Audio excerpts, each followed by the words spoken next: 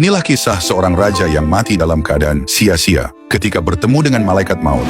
Dahulu kala, hiduplah seorang raja yang memiliki kerajaan besar, kaya raya, dan disegani banyak rakyat. Kekuasaan serta harta yang melimpah menjadikannya semakin sombong. Pajak dan upeti mengalir deras ke istananya, hingga gudang penyimpanannya penuh sesak. Ia hidup dalam kemewahan. Kesombongan itu membuatnya lupa diri, seolah-olah kekuasaan dan kekayaan dapat menunda datangnya kematian. Suatu hari sang raja hendak melakukan perjalanan jauh.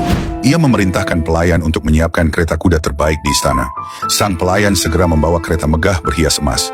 Namun setelah melihatnya, sang raja menolaknya. "Aku tidak suka, carikan yang lebih indah lagi." Maka pelayan membawa kereta lain yang lebih mahal. Namun raja tetap tak puas. "Yang ini terlalu lambat, aku ingin kereta paling cepat di istana." Setelah berkali-kali mengganti pilihan, akhirnya sang raja menyerah dan berkata, "Baiklah, ambil yang pertama tadi." Setelah itu ia meminta baju terbaik untuk perjalanannya.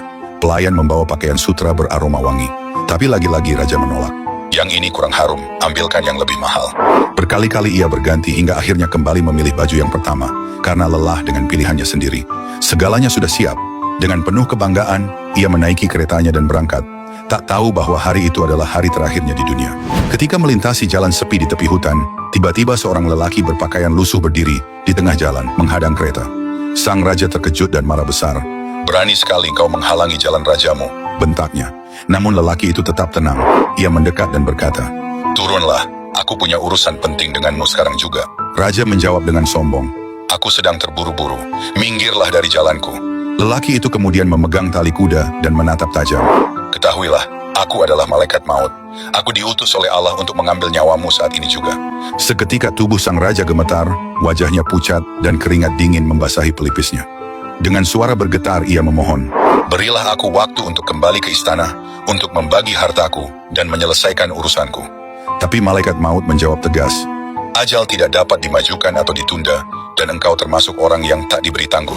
Maka raja itu jatuh tersungkur dan meninggal seketika, membawa serta kesia-siaan dunia yang tak berguna di hadapan Allah. Beberapa waktu kemudian, seorang hamba yang soleh juga bertemu dengan malaikat maut dalam perjalanannya.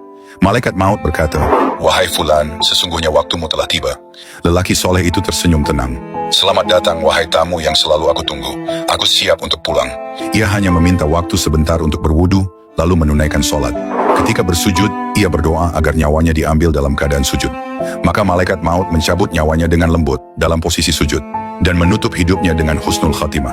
Kisah ini menjadi pengingat bahwa ajal tidak pernah menunggu taubat dan dunia hanyalah persinggahan sementara. Hanya iman, amal solehlah yang akan menjadi cahaya di saat ruh berpisah dari jasad.